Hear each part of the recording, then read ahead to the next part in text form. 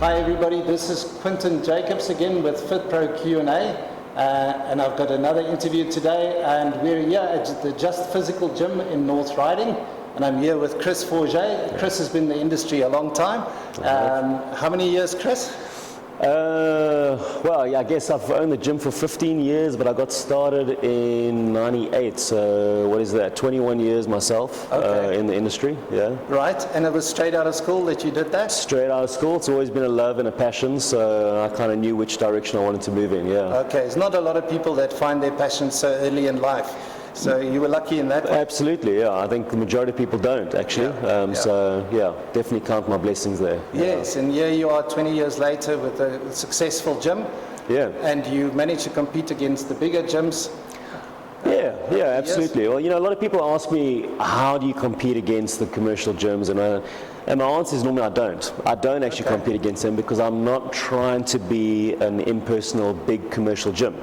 You know, what we give our clients here, you won't get at a big commercial gym. We give them a lot more personal attention. We know their goals, we know their journey, and we know their story, more importantly, you know. So it's not just about the training, it's about the people, you know. And I think when you get to know someone and know not only their goals, but the reasons behind their goals and all of that, you become a more effective coach in that area as well. Yeah, absolutely. Yeah, I was going to ask you, you know, what sets you apart from those bigger gyms?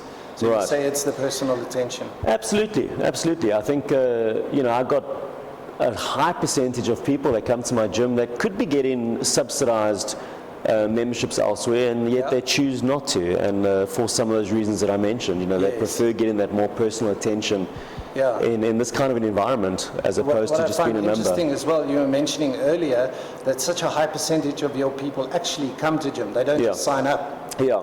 So look, I think that's one area where we may be not completely unique, but we're different from a lot of gyms, is that I want my clients and my members to be here because they want to be here. You know, maybe it's not the best business model, you know, but a lot of gyms, the industry norm, I think I've been told, is about 30% of your members actually active. Wow. We've got really flexible membership options, so if you want to be here for one day, you can be here for one day. If you want to be here for a month, you can do that. We're really flexible across the board, and the longest term that we actually have is a 12-month. So we don't end up with people being tied into contracts when they don't actually want to be here, you know. If they want to move or they, you know, whatever, they have those options to move without being tied down. And from a business perspective, does that work well for you as well? You know, I think in the long run it does, and I think that's why I've been around as long as I have. And you know, I was saying to you earlier, you know, I've seen gyms come and go. You know, people ask me how's it going. I say, listen, you know, it's for 15 years, my doors are open. I'm doing very well. You know, because gyms have a short lifespan very often, and I've seen that happen. And I think over the long term, when you get disgruntled members because you force them to pay you for something that they don't actually want, that's not going to be a returning customer. Whereas, you know, we've had guys that maybe have moved overseas or out of the area, and they've gone away and they've come back 10 years later and be like, oh, Just Physical Gym, I was with you 10 years ago and I'm coming back. You know, and that's what you get from offering options that allow people to have their way and that flexibility. You know, you get that returning customer. And your staff, do they also stay for a long time? Yeah, absolutely. You know, my core staff, definitely, without a doubt. You know, you have a bit of part-time staff that kind of do the graveyard shifts, and there's maybe a bit of a turnover on those.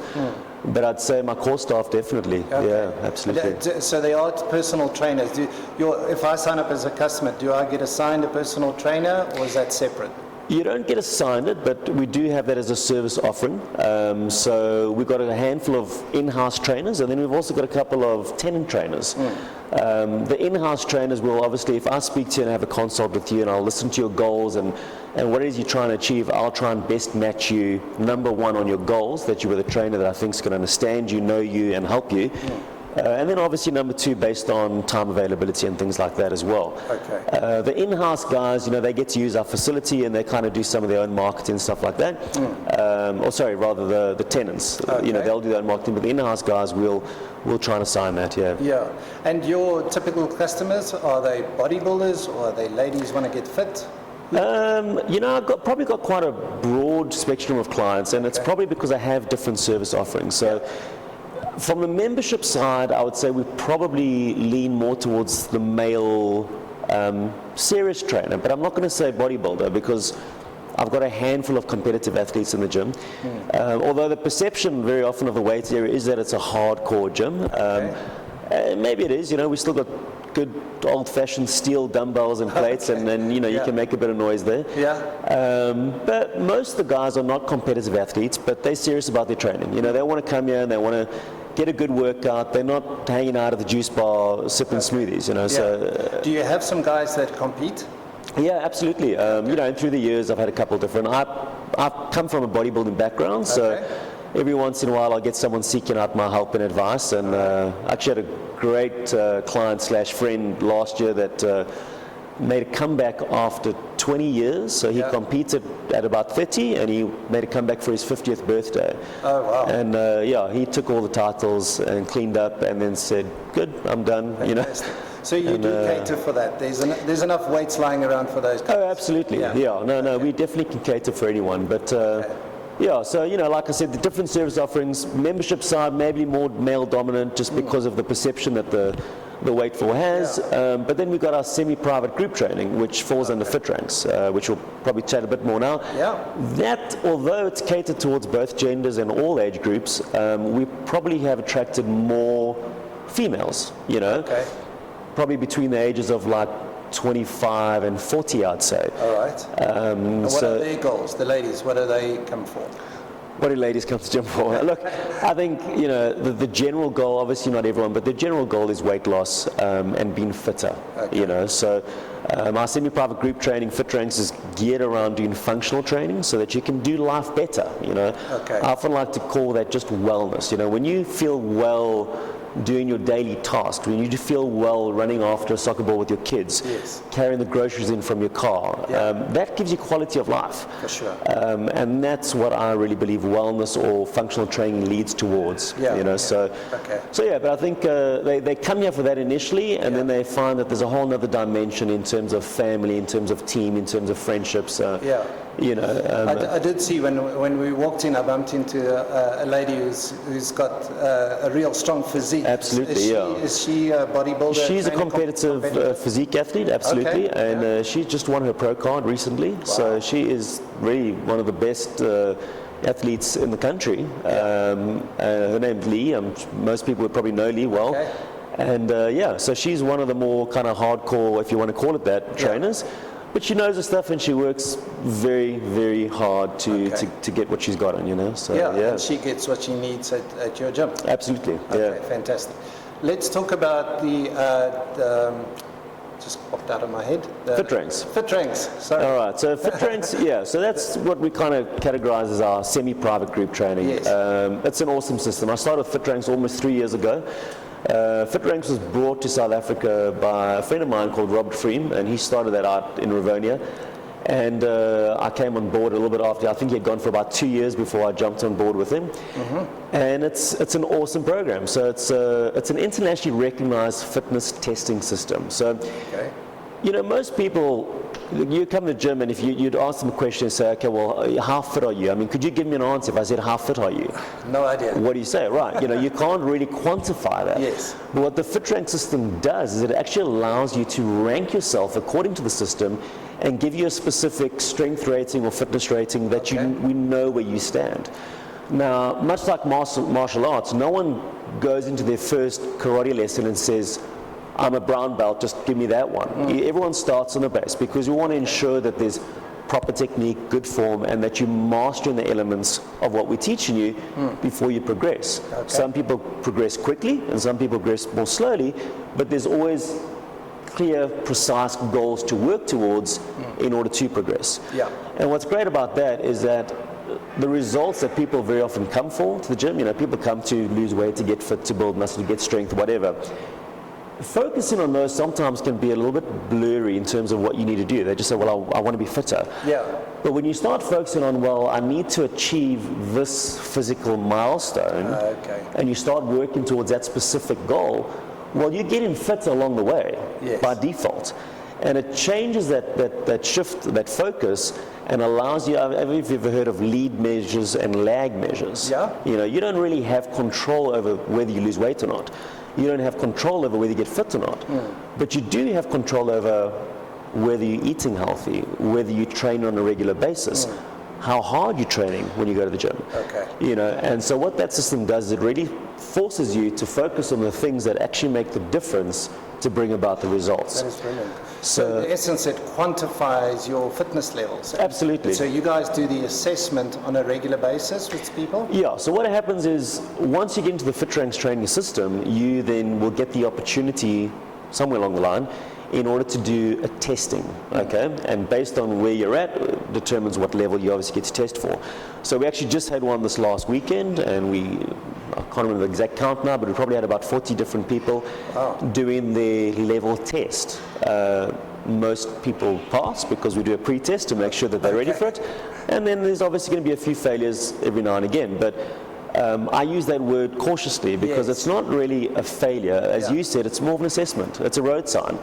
So, you know, this is where I've improved. These are my strengths, and then this is the weak link in my balanced fitness. Because a marathon runner has got a lot of endurance. A powerlifter has got a lot of strength. Okay, when you're doing functional training, what we do in FitRanX is we're trying to achieve balanced fitness. Okay. And there are different links in that chain. And sometimes people will be really strong in some of the links, but then the system will really highlight where those weaknesses are. And so we can then focus on those weaknesses in order to achieve that balanced fitness. Brilliant. So it's not just an overall number. It's almost you having a view on every level of fitness. On every level, and you need to master each element in order to progress to the next level. And so you assign little rubber bands based on your level. Yeah, so we started out with rank bands, and then we actually progressed to dog tags. So now you get like a little army dog tag that has the different color of the rank that you actually have achieved. You know, and you get to wear that with pride. Yeah, that's pretty cool. And then it's also easier for the personal trainers to kind of know where people are at immediately. Yeah, absolutely. So not everyone wears it to their sessions on a weekly basis, but like I said, we know our clients, we know their stories, so we generally get a good idea of where they're at. And you get to train people accordingly. So even in that group set, you know, I think so often in group training, the problem is that everyone gets thrown into the same pot. When you have specific ranks and you know the abilities and capabilities of each person, you can say, okay, that group of people, my white belts, this is what you're going to do. Whereas my black belts, you're going to do that because I know that you're capable of doing more. You know? Because I think most gyms just classify you as a beginner or as advanced. There's like no in between. Exactly. How many levels are there? There are 8 levels. 8 different levels. And interesting, you mentioned it's a global concept. So if I go overseas to a FitRanX club, they know where I'm at. Absolutely, exactly FitRanX is used in over 33 countries around the world. It's based in the States. That's where it started out. So I suppose the majority of the clubs would be there. But yes, you know, it's an internationally recognized ranking system. So when our clients achieve that, it's not just like, hey, you know, well done, pat on the back. It's quite a thing. It's real. You know. So what do you believe is the philosophy about FitRanX training? You know, I think we've taken FitRanX to a higher level than maybe what FitRanX is on its own, okay? Because we own it in this country at the moment, you know. So FitRanX is all about a training system, but, you know, we're all about giving our clients value. And at the end of the day, I mean, I'm sure you've heard the saying, you can't out-train a bad diet, you know. So as much as the training is you know, top class, we like to look at all the aspects of your fitness journey, and a huge part of that has to be nutrition. So we give really complete, done-for-you nutrition plans. You know, a lot of people say, like, eat these foods, don't eat these foods, and whatever else. We take it to the next level. I mean, you get recipe books, you get meal plans, you get success manuals, you get your grocery list so that you know, on the weekend, I go with my grocery list, I need all these foods for the week ahead, I'm going to buy those so that I know that I'm prepped, okay? On top of that, you know, we create levels of accountability in the form of like private Facebook groups, which allow not only the trainers, and that's across all 3 branches, to be available to the clients should they have any questions, but also creates community, because sometimes I've had a one-on-one with a client and she's asked me a nutritional question or whatever it may be, and she already knows the answer. And then someone else comes and says, hey, you know, struggling with this or that, what do I do here? And that person jumps and says, oh, I know the answer to that, this and that. You know, so it creates a whole community where we really all support each other. So you don't find accountability and support like that. Absolutely. You know, so I think, like I say, we've really taken it to a whole next level in just regards to giving value to our clients. Great. Are people also tied in with the overseas FitRanX clubs? Not directly, but you do get like a world ranking, so to speak. So you can go onto the FitRanX website and look at all the people that have achieved certain ranks. Okay. You know, we recently, one of our trainers and one of our clients just achieved the level 8. They were the first to achieve that on the African continent. Oh, so that's not just an easy thing No. Look, Okay. level 1's, you know, obviously quite common. Most people can get to level 1 quite comfortably. Okay. But from level to level, it just gets hot. You know, so maybe it took you 6 weeks to get to level 1. Yeah. Maybe it takes you a further 6 weeks to get to level 1. Right. Goodness. Maybe. You know, it depends on the person. Yeah. I'm not in hard set rules, but you know, maybe it takes you then 12 weeks to get from 1 to 2. I don't know, I'm generalizing. Yeah. But between each level probably takes a little bit more time, a little bit more commitment, and a little bit more training in order to get there. And level 8's a monster, you know. So like I say, Debbie was the first to achieve it on the African continent, maybe even in the Southern Hemisphere, I'm not sure. It's fantastic. Did she get some global recognition? She did, yeah. Okay. The guys who own FitRanX in the States actually have to judge it. We don't get to judge it here. Yeah. So the top 2 levels is level 7 and level 8, and when you do that, you actually need to submit a video to the States where 3 judges will independently judge it and make sure that you've passed all the criteria. And only once you get 3 thumbs up do they award you with that level. So yeah, she got her shout out and recognition. Put you on the spot. What level are you at? I'm only at 7. Oh, come on. It's coming. Maybe next year. I've got some other goals I'm working on at the moment. So what levels did you achieve in your bodybuilding? So I started bodybuilding at the age of about 20. So when I first started bodybuilding, I was a junior.